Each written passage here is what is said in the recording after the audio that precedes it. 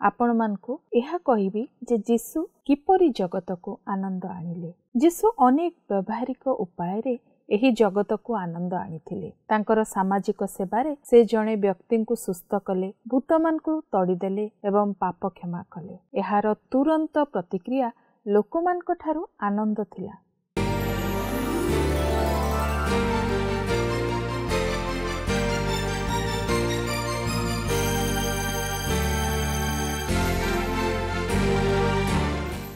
प्रिय दर्शक बंधु नमस्कार। आज आशाभरा नारी कार्यक्रम को आपन को स्वागत करुछि। आशा करू आपण एही कार्यक्रम द्वारा निश्चय उपकृत हेउथिबे और आत्मिक जीवन रे वृद्धि पाउथिबे। आपण को मन रे जदि किछि प्रश्न बा प्रार्थनार अनुरोध थाए लेखि छड़ेले आमे खुशी हबो। आज आमे विशेष आनंदित जे आउ एक नुआ कार्यक्रम ने आपण को निकट रे पहुंचीबार सुयोग पाइछु। आपण नियमित एही कार्यक्रम देखि आस्तुबारु आमे विशेष आनंदित। प्रभु आपण को आशीर्वाद करंतु। आशा भरा नारी, आमे आशा भरा नारी। आमे निश्चित जे आपण आपण को परिवार सहित भलरे थिबे। विशेष आनंदित जे आज आम मध्यरे भौणी रश्मि अछंती। रश्मि भौणी नमस्कार। कल्याणी भौणी नमस्कार। आलोचना पई आजिर विषय होची जीशु ख्रीष्टंक ठारे मिलिथिबा आनंद, जहा फिलिपी 4 पर्वर 23 पदरे लेखा अछि। पाउलो एई अध्याय को एई परि समाप्त करिसंती, जेउठी से लेखंती प्रभु जीशु ख्रीष्टंकर अनुग्रह तुममानक आत्मार सहवर्ती हो। फिलिपियो एक पुस्तक जेउथिरे मुख्यतः आनंद विषय उल्लेख अछि। पाउलो एक कारागार रे थिबा बेले एई चिठी लिखिथिबारु एहा अजब लागु थाई पारे, किंतु एई सबु प्रतिकूल परिस्थिति रे थाई मध्य पाउलो आनंद रे परिपूर्ण हला। से बहुत सचेतन थिले, किंतु एई सबु प्रतिकूल परिस्थिति रे थाई मध्य पाउलो आनंद रे परिपूर्ण हेले। से बहुत सचेतन थिले जे तांकर एई परि दुख केवल अस्थायी एवं ख्रीष्टंक ठारे मिलिथिबा आनंद अनंत अटे। अनुग्रह शब्द एक शक्तिशाली एवं जीवन परिवर्तनकारी शब्द। परमेश्वर शब्द व्यतीत अनुग्रह ठारू अधिक गुरुत्वपूर्ण शब्द नाही जहा मानव मन विषय रे कहि पारे। परमेश्वरंकर अनुग्रह काहेकिना से निज पुत्र को एही जगत को पठाइले आमर पापर प्रायश्चित निमंते, जहा आमे निजे करि पालु नाही एवं ता होछि आम परि पापी माननकु परिवर्तन करी ईश्वरଙ୍କ संगे पुणी संपर्क रे संयुक्त हेबा। अनुग्रह एपरि किछि जिनिस जहा पई आमे योग्य नुह, किंतु आमको परिवर्तन पई एहा ईश्वरଙ୍କ एक उपाय। प्रभुଙ୍କ अनुग्रह ही आमको एकत्र बांधी थाए, जहा द्वारा आमे भरपूर जीवन को बंची पारिबा। हाँ, जेतेबेले आम भितरे ख्रीष्टଙ୍କ आत्मा थाए आमे आनंदित होई पारिबा, कारण जेतेबेले आमर अवस्था खराब होई थाए सेतेबेले से आमको जीवन रे पूर्णता प्रदान करंती। जीशुଙ୍କ ठारू मिलिथिबा अनुग्रह एवं क्षमा आम सहित अछि एवं पवित्र आत्मा आमको जीवन देइथिबार जानी आनंदित हेबारे साहाय्य करंती। दुखर विषय जे एबे क्रिसमस पालन एक जागतिक परंपरा, अंधविश्वास, कल्पना, किंबदंती सबु इत्यादिर मिश्रणर एक उत्सव रे परिणत होईछि। सेति सहित दोकानी माने एहाको क्रिसमस रो व्यवसायीकरण करि सारलेनी एवं एहा किछि सांस्कृतिक परंपरा द्वारा राजनीतिकरण भी होई गलानी। मोर गोटे कहानी मने पडुछि। जणे लोक थिले जे एक ब्रिज रो डेइबा को जाउथिले। जणे अलर्ट पुलिस अधिकारी धीरे धीरे तांको आडकू गले, तांको सहित सब कथावार्ता कले। जेतेबेले अधिकारी जनक तांको संगे कथावार्ता करी करी भरोसा जितिबा परे तांको कहिथिले, निश्चित भाबरे तुम जीवन नेबा भली किछि खराब हेई न पारे। मते एहा विषय कुह, मो सहित कथावार्ता कर। तांको पत्नी तांको किपरि छाड़िछंती, तांको व्यवसाय रे कि प्रकार प्रचुर क्षति होई जाइछि एवं सांग माने तांको किपरि परित्याग करछंती ताहा आत्महत्या करबा को जाउथिबा व्यक्ति कहिथिले। ଜୀବନର ସବୁକିଛି ଅର୍ଥ ହରାଇଲେ ବୋଲି ସେ କହିଲେ। ପ୍ରାୟ 30 ମିନିଟ୍ ପାଇଁ ସେ ତାଙ୍କ ଦୁଃଖ କାହାଣୀ କହିଲେ। ତାପରେ ସେ 2 ଜଣ ମିଶି ସେଇ ବ୍ରିଜ ଉପରୁ ତଳକୁ ଓହ୍ଲାଇ ଆସିଲେ। ଏହି ଦୁନିଆ ଦୁଃଖ ଓ ସମସ୍ୟାରେ ପରିପୂର୍ଣ୍ଣ, କିନ୍ତୁ ବଡ଼ଦିନର ପ୍ରକୃତ ଅର୍ଥ କେବଳ ଶାସ୍ତ୍ରରୁ ମିଳିଥାଏ। ଏହା ଏକ ସମୟ ଯେତେବେଳେ ବିଶ୍ୱାସୀମାନେ ପ୍ରାର୍ଥନା, ଧ୍ୟାନ ଏବଂ ବାଇବଲ ପଠନରେ ନିୟୋଜିତ ହେବା ଉଚିତ, ଯାହା ଆନନ୍ଦ, ଭରସା, ଶାନ୍ତି ଏବଂ ପ୍ରେମକୁ ଗୁରୁତ୍ୱ ଦେଇଥାଏ। କିନ୍ତୁ ଜାଗତିକ ଲୋକେ ଏହାକୁ କେବଳ ଏକ ଉତ୍ସବ ଭାବେ ମାନନ୍ତି। ପୁରା ସତ କଥା ରଶ୍ମି। ଖ୍ରୀଷ୍ଟମାସ ଏକ ଆନନ୍ଦର ସମୟ ଏବଂ ସବୁଠାରୁ ଗୁରୁତ୍ୱପୂର୍ଣ୍ଣ ହେଉଛି ଯୀଶୁ ଖ୍ରୀଷ୍ଟଙ୍କଠାରେ ମିଳୁଥିବା ଆନନ୍ଦ। ଈଶ୍ୱର ଚାହାନ୍ତି ଯେ ତାଙ୍କ ସନ୍ତାନମାନଙ୍କର ଜୀବନ ଆନନ୍ଦରେ ପରିପୂର୍ଣ୍ଣ ହେଉ। ତେଣୁ ପୁରାତନ ନିୟମ ଆମକୁ କହିଥାଏ ଯେ ପ୍ରଭୁଙ୍କର ଆନନ୍ଦ ହେଉଛି ଆମର ଶକ୍ତି। ନୂତନ ନିୟମ ଆମକୁ ପ୍ରଭୁଙ୍କଠାରେ ସର୍ବଦା ଆନନ୍ଦ କରିବାକୁ କହିଥାଏ। ଆନନ୍ଦର ଅଭିଧାନ ସଂଜ୍ଞା ଅଧିକାଂଶ ସମୟରେ ସୁଖକୁ ବୁଝାଏ। ତେଣୁ ଆମେ ଅନୁମାନ କରୁ ଯେ ଆନନ୍ଦ ମାନେ କେବଳ ସୁଖ। ଡିକ୍ସନାରୀରେ ବୋଧେ ଏହାର ଅର୍ଥ ବହୁତ ଖୁସି କିମ୍ବା ବହୁତ ଆନନ୍ଦ, କିନ୍ତୁ ଆଧ୍ୟାତ୍ମିକ ପ୍ରସଙ୍ଗରେ ଆନନ୍ଦର ଅର୍ଥ କିଛି ଗଭୀର ଅଟେ। ଆନନ୍ଦ ଏବଂ ସୁଖ ମଧ୍ୟରେ ପାର୍ଥକ୍ୟ କ'ଣ? ଆସନ୍ତୁ ଦେଖିବା 2 କରିନ୍ଥୀୟ 7 ପର୍ବର 4 ପଦକୁ ଦେଖିବା, ଯେଉଁଠାରେ ପାଉଲ ଦାବି କରିଛନ୍ତି ଯେ ଯନ୍ତ୍ରଣା ମଧ୍ୟରେ ତାଙ୍କର ଆନନ୍ଦ ଅଛି। ଏହି ପଦରେ ଲେଖା ଅଛି, ତୁମ୍ଭମାନଙ୍କ ବିଷୟରେ ମୋର ଅତ୍ୟନ୍ତ ଦର୍ପ, ମୁଁ ସାନ୍ତ୍ୱନାରେ ପରିପୂର୍ଣ୍ଣ। ଆମମାନଙ୍କର ସମସ୍ତ କ୍ଲେଶରେ ମୋର ଆନନ୍ଦ ଉଛୁଳି ପଡ଼ୁଅଛି। କୌଣସି ଅସୁବିଧାର ସମ୍ମୁଖୀନ ହେଉଥିବା ବ୍ୟକ୍ତିଙ୍କ ପାଇଁ ଏହା କହିବା କଷ୍ଟକର। ଆମକୁ ବୁଝିବାକୁ ହେବ ଯେ ଆନନ୍ଦ ଏବଂ ସୁଖ ସମାନ ନୁହେଁ। ପରିସ୍ଥିତି ଉପରେ ଆଧାର କରି ସୁଖ ଏକ ଅନୁଭବ, ଯେତେବେଳେ ଜିନିଷ ଗୁଡ଼ିକ ଭଲରେ ଚାଲିଥାଏ। ଅନ୍ୟ ପକ୍ଷରେ ଆନନ୍ଦ ହେଉଛି ମନର ଗଭୀରତାରୁ ବାହାରୁଥିବା ଏକ ଶାନ୍ତ ମନୋଭାବ, ଯାହା କେବଳ ଈଶ୍ୱରଙ୍କ ଶକ୍ତି ଓ ପ୍ରେମ ଉପରେ ଭରସା କରିବା ଦ୍ୱାରା ମିଳିଥାଏ। ଏଠାରେ ଏକ ଗୁରୁତ୍ୱପୂର୍ଣ୍ଣ ପ୍ରଶ୍ନ ଯାହା ଆମେ ନିଜକୁ ପଚାରିବା ଆବଶ୍ୟକ। ମୁଁ ମୋର ଖୁସି ଉପରେ ନିର୍ଭର କରୁଛି ନା ମୋର ଭରସା ଓ ଶକ୍ତି ପ୍ରଭୁଙ୍କ ଆନନ୍ଦରୁ ଆସିଛି? ମୁଁ କିପରି ସର୍ବଦା ପ୍ରଭୁଙ୍କଠାରେ ଆନନ୍ଦ କରିପାରିବି? ଭଲ ପ୍ରଶ୍ନ। ଫିଲିପିଓ 4 ପର୍ବ 4 ପଦରେ ଲେଖାଯାଏ, ପାଉଲ କହିଲେ ସର୍ବଦା ଆନନ୍ଦ କର। ପୁନର୍ବାର କହୁଛି ଆନନ୍ଦ କର।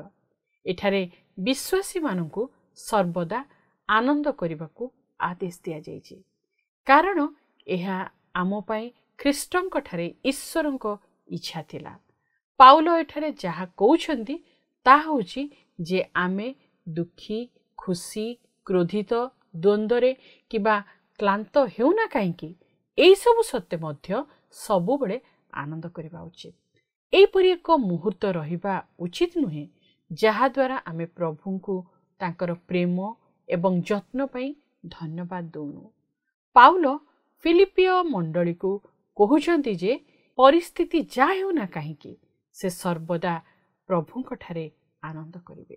ପାଉଲ ଏହା କିପରି କରିପାରିବେ? ଆସନ୍ତୁ ଆମେ ଦେଖିବା। ଫିଲିପିଓ 4 ପର୍ବ 7-9 ପଦରେ ପାଉଲ କହୁଛନ୍ତି, କୌଣସି ବିଷୟରେ ଚିନ୍ତିତ ହୁଅ ନାହିଁ, କିନ୍ତୁ ସମସ୍ତ ବିଷୟରେ ପ୍ରାର୍ଥନା ଓ ବିନତି ଦ୍ୱାରା ଧନ୍ୟବାଦ ସହ ତୁମ୍ଭମାନଙ୍କର ନିବେଦନ ସବୁ ଈଶ୍ୱରଙ୍କ ନିକଟରେ ଜଣାଅ। ସେଥିରେ ସମସ୍ତ ବୋଧର ଅଗମ୍ୟ ଯେ ଈଶ୍ୱରଙ୍କ ଶାନ୍ତି ତାହା ତୁମ୍ଭମାନଙ୍କର ହୃଦୟ ଓ ମନକୁ ଖ୍ରୀଷ୍ଟ ଯୀଶୁଙ୍କ ସହଭାଗିତାରେ ସୁରକ୍ଷା କରି ରଖିବ। ଏହି ପଦଗୁଡ଼ିକ ଦର୍ଶାଏ ଯେ ଯେତେବେଳେ ଆମେ ପ୍ରଭୁଙ୍କଠାରେ ଆନନ୍ଦ କରୁ, ସେତେବେଳେ ଆମେ ନିଜ ପରିସ୍ଥିତିରେ ଶାନ୍ତି ଏବଂ ଆମର ହୃଦୟ ଏବଂ ମନରେ ଶାନ୍ତି ଅନୁଭବ କରିବା ଆରମ୍ଭ କରିଥାଉ, କାରଣ ଆମେ ବୁଝିପାରୁ ଯେ ପ୍ରଭୁଙ୍କ ପାଖେ ଆମର ପ୍ରାର୍ଥନା ଅନୁରୋଧ ଅର୍ପଣ ହୋଇଅଛି। ଆମର ପ୍ରାର୍ଥନା ଗୁଡ଼ିକର ଉତ୍ତର ନିଶ୍ଚିତ ଭାବେ ଦିଆଯିବ। ଏପରିକି ଯେତେବେଳେ ଆପଣ ଏକ ପ୍ରାର୍ଥନା ଅନୁରୋଧର ଉତ୍ତର ପାଇବା ପାଇଁ ଦୀର୍ଘ ସମୟ ଅପେକ୍ଷା କରିସାରିଛନ୍ତି, ତଥାପି ଆପଣ ପ୍ରଭୁଙ୍କୁ ଧନ୍ୟବାଦ ଦେଇପାରିବେ, କାରଣ ଆପଣ ଜାଣନ୍ତି ଯେ ପ୍ରଭୁ ଆପଣଙ୍କର ପ୍ରାର୍ଥନା ଶୁଣିଅଛନ୍ତି ଏବଂ ଶୀଘ୍ର ଉତ୍ତର ଦେବେ। ଖୁସି ହେବାର ଗୋଟିଏ ଉପାୟ ହେଉଛି ଯେତେବେଳେ ଆପଣଙ୍କର ଆବଶ୍ୟକତା ପୂରଣ କଲାବେଳେ ଆପଣ ଜୀବନକୁ ପଛକୁ ଦେଖିବେ, ଏହା ଆପଣଙ୍କୁ ତାଙ୍କର ବିଶ୍ୱସ୍ତତା ବିଷୟରେ ମନେ ପକାଇଦେବ ଯେ ମୋର ପରିସ୍ଥିତି କ'ଣ ଥିଲା ଓ ପ୍ରଭୁ ମୋ ପ୍ରାର୍ଥନା କିପରି ଶୁଣିଲେ। ଯେତେବେଳେ ଆପଣ ଈଶ୍ୱରଙ୍କ ଉତ୍ତମତାକୁ ପ୍ରଶଂସା କରନ୍ତି, ସେତେବେଳେ ପ୍ରତ୍ୟେକ ଥର ତାଙ୍କ ଉପସ୍ଥିତିକୁ ଯିବାବେଳେ ଆପଣ ଆନନ୍ଦରେ ପରିପୂର୍ଣ୍ଣ ହେବେ। ଯେତେବେଳେ ଯୀଶୁ ଜନ୍ମ ହେଲେ, ଦୂତମାନେ ବହୁତ ଖୁସିର ସୁସମାଚାର ଘୋଷଣା କଲେ, ଯାହା ଲୁକ 2:10 ଆମେ ଦେଖୁ। ସେମାନେ ସେହି ଆନନ୍ଦ କ'ଣ ତାହା ଜାଣନ୍ତି। ଯୀଶୁ ଜନ୍ମ ନେବା ସମୟରେ ମେଷପାଳକମାନେ ତାଙ୍କୁ ଖୋଜି ଖୋଜି ଆସି ଯେତେବେଳେ ପାଇଲେ, ସେତେବେଳେ ସେମାନେ ଆନନ୍ଦରେ ପୂର୍ଣ୍ଣ ହେଲେ। ଯୀଶୁ ତାଙ୍କ ଜନ୍ମ ପୂର୍ବରୁ ମଧ୍ୟ ଆନନ୍ଦ ଆଣିଥିଲେ। ଲୁକ 1:47 ମରିୟମଙ୍କ ଆନନ୍ଦର ଗୀତ ଅଛି।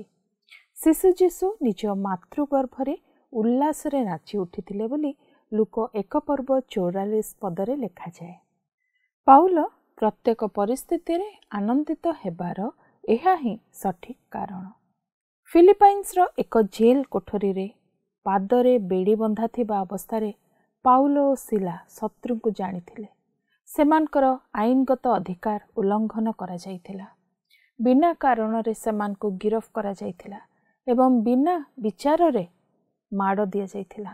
ତଥାପି ରାତିରେ ସେମାନେ ସେବା କରୁଥିବା ଜୀବିତ ପ୍ରଭୁଙ୍କର ପ୍ରଶଂସା ଉଚ୍ଚ ସ୍ୱରରେ ଗାଇଲେ ଏବଂ ଖୁବ୍ ଶୀଘ୍ର ଏକ ଅଲୌକିକ ଘଟଣା ଘଟିଲା। ତାହା ପ୍ରେରିତ 16:26 ଉଲ୍ଲେଖ ଅଛି। ତେଣୁ ବିପରୀତ ପରିସ୍ଥିତିରେ ଈଶ୍ୱରଙ୍କ ପ୍ରଶଂସା ଆମ ଜୀବନରେ ଶୈତାନର ସବୁ ବନ୍ଧନରୁ ଆମମାନଙ୍କୁ ମୁକ୍ତ କରେ। କେତେ ସୁନ୍ଦର ବିଷୟ ନୁହେଁ କି ଭଉଣୀ? ନିଶ୍ଚୟ। ଆଚ୍ଛା, ଆପଣ କହିଲେ ଆମେ କିପରି ଆନନ୍ଦରେ ଚାଲିବା?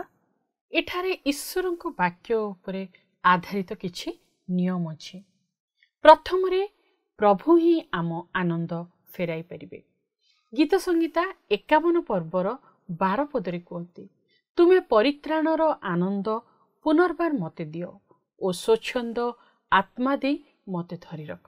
ଯେତେବେଳେ ଆମେ ଉଦ୍ଧାର ପାଇଲୁ, ସେତେବେଳେ ଆମେ ଆନନ୍ଦରେ ପରିପୂର୍ଣ୍ଣ ହେଲୁ। ସେହି ଆନନ୍ଦ ଆଜି ଈଶ୍ୱରଙ୍କ ମାଧ୍ୟମରେ ଆମ ପାଇଁ ଉପଲବ୍ଧ। ଦ୍ୱିତୀୟରେ, ଆମେ ପ୍ରଭୁଙ୍କ ଉପସ୍ଥିତିରେ ଆନନ୍ଦ ପାଇଥାଉ। ଗୀତ ରଚକ ଏହା ଜାଣିଥିଲେ ଏବଂ ସେଥିପାଇଁ ଗୀତ ସଂହିତା 16:11 ଘୋଷଣା କରିଛନ୍ତି, ତୁମେ ମୋତେ ଜୀବନର ପଥ ଦେଖାଇବ। ତୁମ୍ଭ ସମ୍ମୁଖରେ ଆନନ୍ଦର ପୂର୍ଣ୍ଣତା ଥାଏ। ତୁମ ଦକ୍ଷିଣ ପାଖରେ ନିତ୍ୟ ସୁଖଭୋଗ ଥାଏ। ତେଣୁ ଯଦି ଆମର ଆନନ୍ଦର ଅଭାବ ଅଛି, ତେବେ ଆମକୁ ଜାଣି ରଖିବା ଉଚିତ ଯେ ଆମେ ଈଶ୍ୱରଙ୍କ ଉପସ୍ଥିତିରେ ସମୟ ଅତିବାହିତ କରିବା ଆବଶ୍ୟକ କରୁଛୁ। 3ରେ, ଆନନ୍ଦ ଧାର୍ମିକତା ଦ୍ୱାରା ଆସେ। ଆମେ ଗୀତ ସଂହିତା 97:11 ପଢ଼ୁ, ଧାର୍ମିକମାନଙ୍କ ପାଇଁ ଦୀପ୍ତି ଓ ସରଳମନାମାନଙ୍କ ପାଇଁ ଆନନ୍ଦ ବୁଣା ଯାଇଅଛି। ଯଦି ତୁମ ଜୀବନରେ ତୁମର ଅଜ୍ଞାତ ପାପ ଅଛି, ଏହା ତୁମର ଆନନ୍ଦକୁ ହ୍ରାସ କରୁଛି। ଆମେ ଆନନ୍ଦରେ ଚାଲୁଥିବା ଅନ୍ୟ ଉପାୟ ବିଷୟରେ ଚିନ୍ତା କରିପାରିବା କି? ରଶ୍ମି ଭଉଣୀ, ଏ ବିଷୟରେ କିଛି କହିବେ କି? ହଁ, ମୁଁ ବିଶ୍ୱାସ କରେ ମଧ୍ୟ ଈଶ୍ୱରଙ୍କ ବାକ୍ୟରେ ଆମ ମନ ଆନନ୍ଦିତ ହୁଏ। ଗୀତ ସଂହିତା 119:111 ଏକ ସୁନ୍ଦର ପରିଚିତ ପଦ ଲେଖାଯାଇଅଛି। ଏଥିରେ କୁହାଯାଇଅଛି, ମୁଁ ତୁମ୍ଭ ପ୍ରମାଣ ବାକ୍ୟ ସକଳକୁ ସଦାକାଳ ଅଧିକାର ରୂପେ ଗ୍ରହଣ କରିଅଛି, କାରଣ ତାହା ସବୁ ମୋ ଚିତ୍ତର ଆହ୍ଲାଦଜନକ। କିଛି ଲୋକ ଚାହାନ୍ତି ଯେ ସେମାନଙ୍କର ଜଣେ ଧନୀ ସମ୍ପର୍କୀୟ ଅଛନ୍ତି ଯିଏ ସେମାନଙ୍କ ପାଇଁ ଏକ ଐତିହ୍ୟ ଛାଡ଼ିବେ, କିନ୍ତୁ ଏହିପରି ଐତିହ୍ୟ କେବଳ ଅସ୍ଥାୟୀ ସୁଖ ଆଣିଦିଏ। କିନ୍ତୁ ବାଇବଲ ଈଶ୍ୱରଙ୍କ ଠାରୁ ଏକ ଐତିହ୍ୟ ଆଣିଛି ଯାହା ସୁନା, ରୂପା କିମ୍ବା ଅଳଙ୍କାର ଠାରୁ ଅଧିକ ମୂଲ୍ୟବାନ। ବାଃ, ବହୁତ ଭଲ ଚିନ୍ତା ରଶ୍ମି ଭଉଣୀ। ଆଉ ଗୋଟେ ବିଷୟ ଦେଖିବା। 4ଥରେ, ମୁଁ ଭାବୁଛି ଆନନ୍ଦ ମଧ୍ୟ ଧାର୍ମିକ ଆଶା ଦ୍ୱାରା ଆସିଥାଏ। ହିତୋପଦେଶ 10:28 ଏହା ସ୍ପଷ୍ଟ ଭାବରେ ଲେଖାଯାଇଅଛି, ଧାର୍ମିକମାନଙ୍କର ଭରସା ଆନନ୍ଦ ଆଣିଥାଏ। ପ୍ରଭୁ ଯାହା କରିବେ ଆମ ପାଇଁ ଉତ୍ତମ ହିଁ କରିବେ ବୋଲି ଭରସା ରଖିବା ହେଉଛି ଆଶା। ସେ ତାଙ୍କ ପୁତ୍ର ଯୀଶୁଙ୍କୁ ପଠାଇଛନ୍ତି ଆମକୁ ପରିତ୍ରାଣ ଦେବା ପାଇଁ। ତେଣୁ ସେ ଆମ ଜୀବନର ଅନ୍ୟାନ୍ୟ ବିଷୟଗୁଡ଼ିକ ମଧ୍ୟ ସାଧନ କରିବେ। ପ୍ରାର୍ଥନାର ଉତ୍ତର ଆମକୁ ଆନନ୍ଦ ଦେଇଥାଏ। ଯୋହନ 16 ପର୍ବର 24 ପଦରେ ଯୀଶୁ କହିଥିଲେ, ବର୍ତ୍ତମାନ ପର୍ଯ୍ୟନ୍ତ ତୁମେ ମୋ ନାମରେ କିଛି ମାଗିନାହଁ। ମାଗ ଏବଂ ସେଥିରେ ତୁମେ ପାଇବ ଏବଂ ତୁମର ଆନନ୍ଦ ସମ୍ପୂର୍ଣ୍ଣ ହେବ। ଯୀଶୁ ବନ୍ଦୀ ହେବା ରାତିରେ ଏହା କହିଥିଲେ। ଏହା ପୂର୍ବରୁ ଯୀଶୁ କିପରି ପ୍ରାର୍ଥନା କରିବେ ସେ ବିଷୟରେ ନିର୍ଦ୍ଦେଶ ଦେଇଥିଲେ, କିନ୍ତୁ ବର୍ତ୍ତମାନ ଏହି ବାର୍ତ୍ତାଳାପରେ ସେ ତାଙ୍କ ନାମରେ ପ୍ରାର୍ଥନା କରିବା ବିଷୟରେ ଉଲ୍ଲେଖ କରିଛନ୍ତି।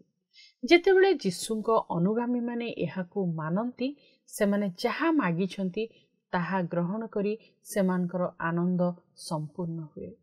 ଆଉ ଏକ ଚିନ୍ତା, ପବିତ୍ର ଆତ୍ମା ଆନନ୍ଦ ପ୍ରଦାନ କରନ୍ତି। ଗାଲାତୀୟ 5 ପର୍ବ 22 ପଦରେ ଉଲ୍ଲେଖ କରାଯାଇଥିବା ଆତ୍ମାଙ୍କ ଦାନ ତାଲିକାରେ ଆନନ୍ଦ ଦିଆଯାଇଥାଏ। କିନ୍ତୁ ଆତ୍ମାଙ୍କ ଫଳ ପ୍ରେମ, ଆନନ୍ଦ, ଶାନ୍ତି, ଦୀର୍ଘ ସହିଷ୍ଣୁତା, ପରୋପକାରିତା, ଭଦ୍ରତା, ବିଶ୍ୱସ୍ତତା, ମୃଦୁତା ଓ ଆତ୍ମସଂଯମ। ଏହି ସମସ୍ତ ବିରୁଦ୍ଧରେ କୌଣସି ବ୍ୟବସ୍ଥା ନାହିଁ। ଯଦି ପବିତ୍ର ଆତ୍ମା ଆପଣଙ୍କ ଜୀବନରେ ଆତ୍ମାଙ୍କ ଫଳ କରୁନାହାନ୍ତି ଓ କିଛି ବିଷୟ ଏହାକୁ ଅବରୋଧ କରୁଛି, ତେବେ ପ୍ରାର୍ଥନା ସାହାଯ୍ୟରେ ସେସବୁକୁ ହଟାଇବାକୁ ପଡ଼ିବ। ଏହା ହୋଇଗଲେ ଆପଣଙ୍କର ହୃଦୟରେ ପବିତ୍ର ଆତ୍ମାଙ୍କ ଆନନ୍ଦ ପ୍ରବାହିତ ହେବ। ଶେଷରେ ପ୍ରଭୁଙ୍କ ଉପରେ ଭରସା କରିବା ଆନନ୍ଦ ଆଣିଦିଏ। ଗୀତ ସଂହିତା ଗୀତରଚକ 40:4 ଏହି ସତ୍ୟକୁ ଦୋହରାଇଲେ, ଯେତେବେଳେ ସେ କହନ୍ତି, ଯେଉଁ ଜନ ସଦାପ୍ରଭୁଙ୍କୁ ଆପଣାର ବିଶ୍ୱାସ ଭୂମି କରେ, ପୁଣି ଅହଙ୍କାରୀକି ଓ ମିଥ୍ୟା ପ୍ରତି ଭ୍ରାନ୍ତ ଲୋକଙ୍କୁ ଆଦର କରେ ନାହିଁ, ସେ ଧନ୍ୟ। ଆମ ଭରସା ଯେତେବେଳେ ଆମେ ମଣିଷ ଉପରେ କିମ୍ବା କୌଣସି ବସ୍ତୁ ଉପରେ ରଖୁ, ଆମକୁ ସେ ଆନନ୍ଦ ମିଳେ ନାହିଁ। କିନ୍ତୁ କେବଳ ପ୍ରଭୁଙ୍କ ଉପରେ ଭରସା ହିଁ ଆମକୁ ଆନନ୍ଦ ଦିଏ। ଈଶ୍ୱରଙ୍କ ବାକ୍ୟରୁ ଶିଖିବା ସତରେ ଆଶ୍ଚର୍ଯ୍ୟଜନକ ଯେ ଆମେ କିପରି ଆନନ୍ଦରେ ଚାଲିବା ଓ ଆମେ କେଉଁଠାରୁ ଆନନ୍ଦ ପାଇପାରିବା। ପ୍ରତ୍ୟେକ କ୍ଷେତ୍ରରେ ଲୋକମାନେ ଆନନ୍ଦ କେବଳ କଳ୍ପନାରେ ଅନୁସରଣ କରୁଛନ୍ତି। କେତେକ ସଫଳତାର ସହ ଏହାକୁ ପାଇଥିବା ବେଳେ ଅନ୍ୟମାନେ ପାଇନାହାନ୍ତି। ବୋଧହୁଏ ଆନନ୍ଦ କେଉଁଠାରୁ ମିଳେ ନାହିଁ ତାହା ଆଲୋଚନା କରିବା ସହଜ ହେବ। ଯେଉଁଠାରେ ଅବିଶ୍ୱାସ ଅଛି, ଆନନ୍ଦ ମିଳିପାରିବ ନାହିଁ। ଭୋଲ୍ଟେର୍ ନାମକ ଜଣେ ଲେଖକ, ଯିଏକି ଧର୍ମକୁ ବିଶ୍ୱାସ କରୁନଥିଲେ, ସେ ଲେଖିଛନ୍ତି, ମୁଁ ଇଚ୍ଛା କରେ ମୁଁ କେବେ ଜନ୍ମ ହୋଇନଥାନ୍ତି। ଅର୍ଥରେ ଆନନ୍ଦ ମିଳେ ନାହିଁ। ଆମେରିକୀୟ କୋଟିପତି ଜୟ ଗୋଲ୍ଡଙ୍କର, ଯାହାଙ୍କର ପ୍ରଚୁର ସମ୍ପତ୍ତି ଥିଲା, କିନ୍ତୁ ମରିବା ବେଳେ ସେ କହିଥିଲେ, ମୁଁ ଭାବୁଛି ମୁଁ ପୃଥିବୀର ସବୁଠାରୁ ଦୁଃଖୀ ବ୍ୟକ୍ତି। ସାମରିକ ଗୌରବରେ ଆନନ୍ଦ ମିଳୁନାହିଁ। ଆଲେକ୍ସାଣ୍ଡର ଦ ଗ୍ରେଟ୍ ତାଙ୍କ ସମୟରେ ତାଙ୍କର ଜଣାଶୁଣା ସମସ୍ତ ରାଜ୍ୟକୁ ପରାସ୍ତ କରିଥିଲେ। ଏହା କରି ସେ ନିଜ ତମ୍ବୁରେ କାନ୍ଦିଲେ ଓ କହିଲେ, ଜିତିବାକୁ ଆଉ ଜଗତ ନାହିଁ। ତେବେ ପ୍ରକୃତ ଆନନ୍ଦ କେଉଁଠାରେ? ଉତ୍ତର କେବଳ ସରଳ, କେବଳ ଖ୍ରୀଷ୍ଟଙ୍କଠାରେ। ଆନନ୍ଦ ଶେଷରେ ଆତ୍ମାର ଫଳ, କିନ୍ତୁ ଆତ୍ମାର ଫଳ ହେଉଛି ପ୍ରେମ, ଆନନ୍ଦ, ଶାନ୍ତି, ଧୈର୍ଯ୍ୟ, ଦୟା, ଉତ୍ତମତା, ବିଶ୍ୱସ୍ତତା, ଭଦ୍ରତା, ଆତ୍ମନିୟନ୍ତ୍ରଣ। ଏହିପରି ଜିନିଷ ବିରୁଦ୍ଧରେ କୌଣସି ନିୟମ ନାହିଁ। ଏଇଠାରେ ଆମେ ଆନନ୍ଦ ପାଇଥାଉ। ପବିତ୍ର ଆତ୍ମାଙ୍କଠାରେ ହିଁ ଆମେ ଆନନ୍ଦ ପାଇଥାଉ। ଯୀଶୁ ଏବଂ ପବିତ୍ର ଆତ୍ମାଙ୍କ କାର୍ଯ୍ୟ ଦ୍ୱାରା ଆମର ପିତା ଈଶ୍ୱରଙ୍କ ସହିତ ଆମର ଘନିଷ୍ଠ ସମ୍ପର୍କ ଦ୍ୱାରା ଆମେ ଏହି ଗଭୀର ଏବଂ ଅନ୍ତରଙ୍ଗ ଆନନ୍ଦକୁ ହୃଦୟଙ୍ଗମ କରିପାରିବା। ବର୍ତ୍ତମାନ ମୁଁ ଏହି ବିଷୟକୁ ଆଉ ଟିକେ ଭଲ ଭାବରେ ବୁଝାଇବା ପାଇଁ ଆପଣମାନଙ୍କୁ ଏହା କହିବି ଯେ ଯୀଶୁ କିପରି ଜଗତକୁ ଆନନ୍ଦ ଆଣିଲେ। ଯୀଶୁ ଅନେକ ବ୍ୟବହାରିକ ଉପାୟରେ ଏହି ଜଗତକୁ ଆନନ୍ଦ ଆଣିଥିଲେ। ତାଙ୍କର ସାମାଜିକ ସେବାରେ ସେ ଜଣେ ବ୍ୟକ୍ତିଙ୍କୁ ସୁସ୍ଥ କଲେ, ଭୂତମାନଙ୍କୁ ତଡ଼ିଦେଲେ ଏବଂ ପାପ କ୍ଷମା କଲେ। ଏହାର ତୁରନ୍ତ ପ୍ରତିକ୍ରିୟା ଲୋକମାନଙ୍କ ଠାରୁ ଆନନ୍ଦ ଥିଲା। ଜଣେ ଆମେରିକୀୟ ଲେଖକ ତଥା ସାଧାରଣ ବକ୍ତା ବ୍ରେନାନ୍ ମ୍ୟାନିଂ ସ୍ନାୟୁଗତ ରୋଗରେ ମୃତ୍ୟୁବରଣ କରୁଥିଲେ। ସେ ଯୀଶୁଙ୍କୁ ଜାଣିବାର ଆନନ୍ଦ ପ୍ରତି ଧ୍ୟାନ ଦେଲେ, ତାଙ୍କୁ ନିଜେ ଗ୍ରହଣ କଲେ। ସେ ଜାଣିଥିଲେ ଯେ ଦୁନିଆରେ ଅସୁବିଧା ସତ୍ତ୍ୱେ ଯୀଶୁ ସବୁକିଛି ନିୟନ୍ତ୍ରଣ କରୁଛନ୍ତି। ସେ ଜାଣିଥିଲେ ଯେ ଖ୍ରୀଷ୍ଟ ସମସ୍ତ ଜିନିଷକୁ ନୂତନ କରିବେ। ସେ କହିଛନ୍ତି, ହଁ, ଏହି ବର୍ଷଟି ଜଗତ ପାଇଁ ଅନେକ ଉପାୟରେ କଷ୍ଟସାଧ୍ୟ ହୋଇଛି। ଖ୍ରୀଷ୍ଟଙ୍କ ଜନ୍ମକୁ ଆନନ୍ଦରେ ପାଳନ କରିବାର ଏହା ହେଉଛି ଏକ ମୁଖ୍ୟ କାରଣ। ଏକ କଠିନ ବର୍ଷର ବିପରୀତ ପରିସ୍ଥିତି ଓ ସମୟ ସତ୍ତ୍ୱେ ଖ୍ରୀଷ୍ଟ ତାଙ୍କର ପ୍ରେମ ଏବଂ ତାଙ୍କ ଉପସ୍ଥିତି ତାଙ୍କ ଜୀବନରେ ଉଜ୍ଜ୍ୱଳ ଆଲୋକ ପ୍ରଦାନ କରିଛି। ବ୍ରେନାନ ଆହୁରି ମଧ୍ୟ କହିଛନ୍ତି, ଖ୍ରୀଷ୍ଟମାସ ଜଗତକୁ ଆସିଥିବା ଖ୍ରୀଷ୍ଟଙ୍କ ଆଲୋକକୁ ପାଳନ କରିବା ପାଇଁ ଏହି ଖ୍ରୀଷ୍ଟମାସ ଏକ ଆଶ୍ଚର୍ଯ୍ୟଜନକ ସମୟ ଏବଂ ଶେଷରେ ଖ୍ରୀଷ୍ଟ ଆସିଥିବାରୁ ସବୁ କିଛି ଠିକ୍ ହେବ, କାରଣ ଈଶ୍ୱର ଇମାନୁଏଲ ପରମେଶ୍ୱର ଭାବରେ ଆସିଥିଲେ। ଯେଉଁମାନେ ଯୀଶୁଙ୍କୁ ଜଗତର ପ୍ରତିଜ୍ଞା କରାଯାଇଥିବା ତ୍ରାଣକର୍ତ୍ତା ଏବଂ ମୁକ୍ତିଦାତା ଭାବରେ ସ୍ୱୀକାର କରନ୍ତି, ସେମାନେ ଆନନ୍ଦରେ ପରିପୂର୍ଣ୍ଣ ହେଲେ, ଯାହା ଯୋହନ 3:29 ପଦରେ ଆମେ ଦେଖୁ। ଯେତେବେଳେ ପ୍ରାଥମିକ ମଣ୍ଡଳୀର ସମୟରେ ଯୀଶୁଙ୍କ ସୁସମାଚାର ବ୍ୟାପିଗଲା, ସେତେବେଳେ ଆନନ୍ଦ ଆସିଲା। ପ୍ରେରିତ 8:8 ଓ ପ୍ରଥମ ଥେସଲୋନିକୀୟ 1:6 ଏହା ଲେଖାଯାଇଅଛି। ମଣିଷ ଆଶା କରେ ଏବଂ ଜୀବନରେ ଆଶା ଏବଂ ଉଦ୍ଦେଶ୍ୟ ଖୋଜେ। ପ୍ରଭୁ ବିନା ଜୀବନ ଏବଂ ଅସ୍ତିତ୍ୱ କେବଳ ଅର୍ଥହୀନ ଏବଂ ଜୀବନ ଶୂନ୍ୟ। ଖ୍ରୀଷ୍ଟଙ୍କ ପ୍ରଥମ ଆଗମନ ପୂର୍ବରୁ ଈଶ୍ୱର ତାଙ୍କ ଭବିଷ୍ୟତ ବକ୍ତାମାନଙ୍କ ମାଧ୍ୟମରେ 400 ବର୍ଷରୁ ଅଧିକ ସମୟ ପର୍ଯ୍ୟନ୍ତ କଥା ହୋଇନଥିଲେ। ମଲାଖି ଓ ମାଥ୍ୟୁଙ୍କ ମଧ୍ୟରେ ସମୟର ବ୍ୟବଧାନକୁ ବେଳେବେଳେ ନୀରବ ବର୍ଷ ବୋଲି କୁହାଯାଏ, ଯେଉଁଠାରେ ଈଶ୍ୱର ତାଙ୍କ ଭବିଷ୍ୟତ ବକ୍ତାମାନଙ୍କ ମାଧ୍ୟମରେ ଯୋଗାଯୋଗ କରିନଥିଲେ। କିନ୍ତୁ ସବୁଠାରୁ ବଡ଼ ଘଟଣା ଘଟିବା ଥିଲା ଏବଂ ତାହା ଥିଲା ଈଶ୍ୱର ଦେହବନ୍ତ ହୋଇ ମନୁଷ୍ୟ ମଧ୍ୟରେ ବାସ କରୁଥିଲେ। କ୍ଷେତରେ ମେଷପାଳକମାନଙ୍କୁ ଯୀଶୁଙ୍କ ଜନ୍ମ ବିଷୟରେ ଦୂତଙ୍କର ଘୋଷଣା ହେଲା, ଭୟ କର ନାହିଁ, ମୁଁ ତୁମକୁ ଏକ ଖୁସି ଖବର ଆଣିଛି, ଯାହା ସମସ୍ତ ଲୋକଙ୍କ ପାଇଁ ବହୁତ ଆନନ୍ଦ ଆଣିଦେବ। ଯାହା ମାନେ ଦେଖୁ ଲୁକ 2:10। ସେହି ମହାନ ଆନନ୍ଦ ହେଲା ଈଶ୍ୱର ମାନବ ଶରୀରରେ ଆସିବେ ଏବଂ ମନୁଷ୍ୟମାନଙ୍କ ମଧ୍ୟରେ ସେ ରହିବେ। ତାଙ୍କୁ ଇମାନୁଏଲ କୁହାଯାଉଥିଲା, ଯାହାର ଅର୍ଥ ହେଉଛି ଆମ ସହିତ ଈଶ୍ୱର। ଯିଶାୟା 9:6-7, ମାଥ୍ୟୁ 1:23 ଏ ବିଷୟରେ ଲେଖାଯାଏ। କି ସୌଭାଗ୍ୟର କଥା ଯେ ଅନନ୍ତ ଈଶ୍ୱର ମନୁଷ୍ୟମାନଙ୍କ ସହିତ ବାସ କରନ୍ତି। ଯେଉଁ ସମ୍ପର୍କ ଏଦନ ଉଦ୍ୟାନରେ ଆଦମ ଓ ହବାଙ୍କ ଆଜ୍ଞା ଲଙ୍ଘନ ପାଇଁ ଭାଙ୍ଗି ଯାଇଥିଲା, ସେହି ସମ୍ପର୍କକୁ ଆଉ ଥରେ ଯୋଡ଼ିବାକୁ ଯୀଶୁ ଆସିଥିଲେ। ଯେତେବେଳେ ଯୀଶୁ କ୍ରୁଶରେ ନିଜ ଜୀବନ ତ୍ୟାଗ କଲେ, ମନ୍ଦିରର ଆବରଣ 2 ଭାଗରେ ଚିରିଗଲା। ଏହା ପ୍ରତୀକ କରିଥିଲା ଯେ ଈଶ୍ୱର ଏବଂ ମନୁଷ୍ୟ ମଧ୍ୟରେ ବ୍ୟବଧାନ ହଟାଯାଇଥିଲା। ଯେଉଁମାନଙ୍କର ଦେଶଦ୍ରୋହ ଅପରାଧ ନଥିଲା, ସେମାନେ ରୋମିଓ ନାଗରିକମାନଙ୍କ ଠାରୁ କ୍ରୁଶବିଦ୍ଧରୁ ମୁକ୍ତ ହେଉଥିଲେ। ଏହା ଏକ ଭୟଙ୍କର ଦଣ୍ଡ ଥିଲା। ତଥାପି ଆମ ପ୍ରଭୁଙ୍କୁ ଏହା ଦେଇ ଯିବାକୁ ପଡ଼ିଲା। ଜଣେ ରୋମିଓ ନାଗରିକଙ୍କୁ ବାନ୍ଧିବା ଘୃଣାର ବିଷୟ। ତାଙ୍କୁ ମାରିବା ହତ୍ୟା ସହିତ ସମାନ ଥିଲା ଏବଂ ତାଙ୍କୁ କ୍ରୁଶରେ ଚଢ଼ାଇବା ଅର୍ଥ କ'ଣ ଥିଲା? ଏହା କେତେଦୂର କଷ୍ଟକର ଦଣ୍ଡ ତାହା ବର୍ଣ୍ଣନା କରିବାର କୌଣସି ଉପଯୁକ୍ତ ଶବ୍ଦ ନାହିଁ। ଯୀଶୁ ପୁନରୁତ୍ଥାନ ଦ୍ୱାରା ମୃତ୍ୟୁକୁ ଜୟ କଲେ। ତାଙ୍କ ଉପରେ ଭରସା କରୁଥିବା ପ୍ରତ୍ୟେକ ବ୍ୟକ୍ତିଙ୍କ ପାଇଁ ସେ ଏହା କରିଥିଲେ। ତାହା ହେଉଛି ବହୁତ ଆନନ୍ଦର କାରଣ। ଯେଉଁମାନେ ତାଙ୍କଠାରେ ବିଶ୍ୱାସ କରନ୍ତି, ସେମାନଙ୍କ ପାଇଁ ଏକ ସ୍ଥାନ ପ୍ରସ୍ତୁତ କରିବାକୁ ଯୀଶୁ ସ୍ୱର୍ଗକୁ ଯାଇଛନ୍ତି।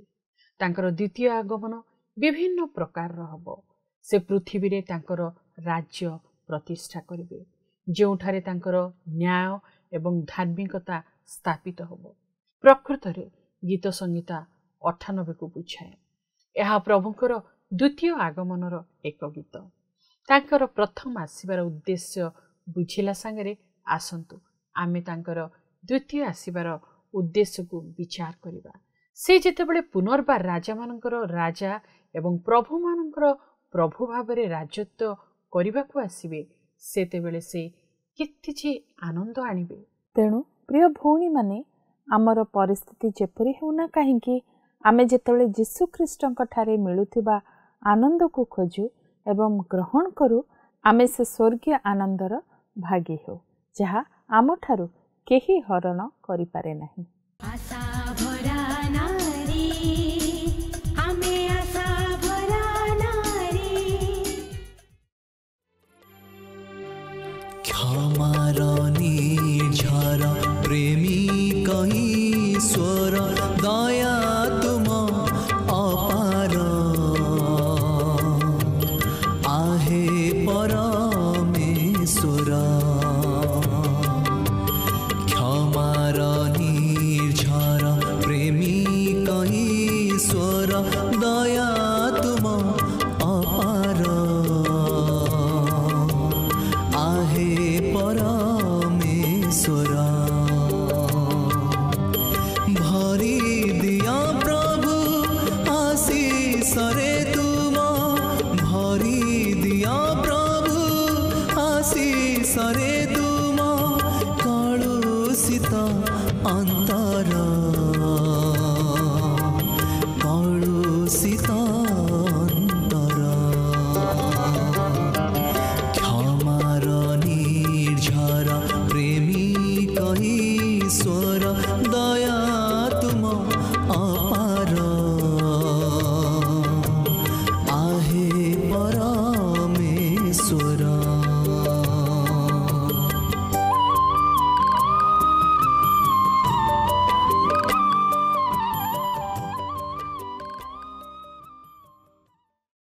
ଆସନ୍ତୁ ପ୍ରାର୍ଥନା କରିବା।